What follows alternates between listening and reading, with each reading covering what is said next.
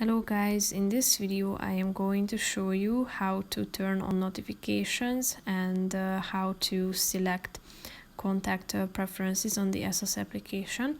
But first I just want to mention, don't forget to subscribe to my channel, because at 10,000 subscribers I am going to show you my whole YouTube revenue statistics and growth strategy, how to make money online. So let's jump into it.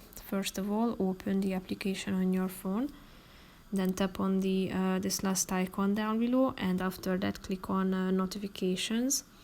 Here you should tap on allow notifications and then select the relevant ones that you want to turn on, such as discount and sales, new stuff, your exclusive stock notifications, order and return updates.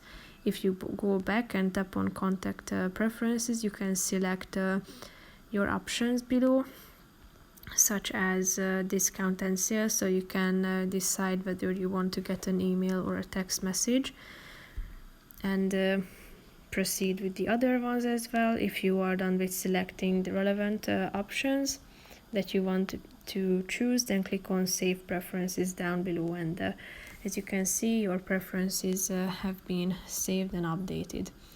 That's pretty much it for this video, guys. See you in the next one. Bye bye.